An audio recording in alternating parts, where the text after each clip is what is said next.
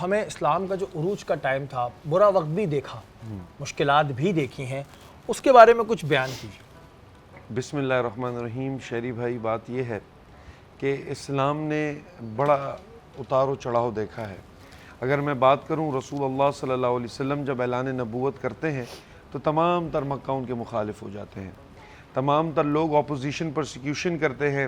تمام تر جد و جہد کی جاتی ہے کسی طرح اسلام کو روک دیا جائے۔ صحابہ کرام پر تشدد کیا جاتا ہے، کبھی حضرت بلال کو تپتی ہوئی ریت پہ لٹایا جاتا ہے، کبھی حضرت خباب رضی اللہ تعالیٰ عنہ ان کو برننگ کول کے اوپر، کوئلے کے اوپر لٹایا جاتا ہے، اور اس قدر کوئلے کے اوپر لٹایا جاتا ہے شہری بھائی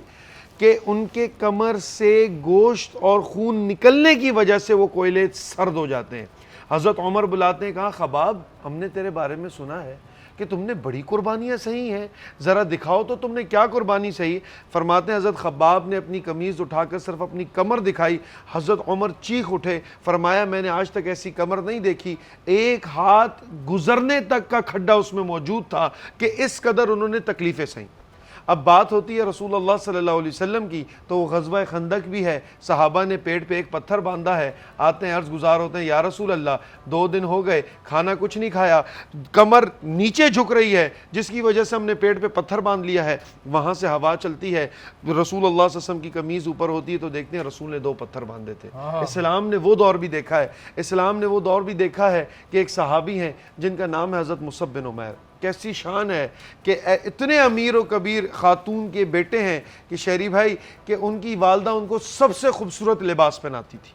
اور مشہور یہ ہے کہ جو ایک بار لباس پہن لیتے تھے دوبارہ اس کو کبھی پہنا نہیں کرتے تھے۔ خوشبو اس قدر مہنگی لگاتے تھے، اگر صبح سے گزرتے تھے کسی روڈ سے تو شام کو اگر کوئی گزرتا تو لوگ کہتے یہاں سے مصعب گزرا ہوگا کہ شام تک خوشبو آ رہی ہے۔ اتنے خوش لباس، اتنے خوش شکل، لیکن جب اسلام قبول کرتے ہیں، جب چہرہ والضحیٰ کو دیکھتے ہیں، جب زلف واللیل اذا سجا کو دیکھتے ہیں، دل رسول اللہ صلی اللہ علیہ وسلم کو دے بیٹھتے ہیں۔ اور پھر وہ دور بھی حضرت مصعب بن عمیر نے دیکھا جب وہ دربار رسالت میں آئے، ان کی والدہ نے ان سے تمام تر مال لے لیا۔ جب کبھی حبشہ جاتے ہیں، حبشہ سے واپس مکہ آئے تو رسول نے حضرت مصعب کو دیکھا اور رونے لگ گئے، فرمایا یہ وہ مصعب ہے، آج اس کی قمیض 4-5 جگہ سے پیوند ہے اور 4-5 جگہ سے پھٹی ہوئی ہے، یہ وہ مصعب ہے جو ایک لباس پہنتا تھا تو سارا مکہ وہ لباس دیکھنے آ جاتا تھا، آج مصعب کو دیکھو کتنی تکلیفوں میں ہے۔ پھر وہ دور بھی دیکھا جب غزوہ احد ہے، اعلان ہوتا ہے، حضرت امیر حمزہ بھی شہید ہو گئے، حضرت مصعب بن عمیر بھی شہید ہو گئے۔ رسول اللہ صلی اللہ علیہ وسلم دیکھتے ہیں کہ ان کی پھپھی حضرت صفیہ آتی ہے، اپنے ساتھ 2 کفن لے کر آتی ہے اپنے بھائی حضرت امیر حمزہ کے لیے۔ رسول فرماتے ہیں کہ ایسا کرنا، ایک کفن میرے مصعب بن عمیر کو دے دینا۔ کیوں؟ آج مصعب کو کوئی کفن دینے والا بھی نہیں ہے۔ رسول اللہ صلی اللہ علیہ وسلم حضرت مصعب بن عمیر کو دیکھتے ہیں، آنکھیں اشکبار ہوتی ہیں اور فرماتے ہیں کہ میرے چچا حضرت امیر حمزہ کا قد بڑا تھا، ایک کفن ہے شہری بھائی، سر پہ ڈالتے ہیں تو پاؤں ننگے ہو جاتے ہیں، پاؤں پہ کفن ڈالا جاتا ہے سر ننگا ہو جاتا ہے۔ رسول اللہ صلی اللہ علیہ وسلم دیکھتے ہیں، کہتے ہیں میرے چچا کے پاؤں کے سائیڈ پر گھاس ڈال دو، اور ایک ہی قبر کو لمبی کر کے حضرت مصعب کو بھی دفنایا گیا، حضرت امیر حمزہ کو بھی دفنایا گیا۔ اسلام نے وہ دور بھی دیکھا ہے کہ رسول اللہ صلی اللہ علیہ وسلم اپنے گھر سے باہر نکلتے ہیں، دیکھتے ہیں کہ حضرت ابو بکر حضرت عمر کھڑے ہیں۔ رسول پوچھتے ہیں ابو بکر و عمر کیا چیز تمہیں آج میرے پاس لے کر آئی؟ حضرت ابو بکر فرماتے ہیں یا رسول اللہ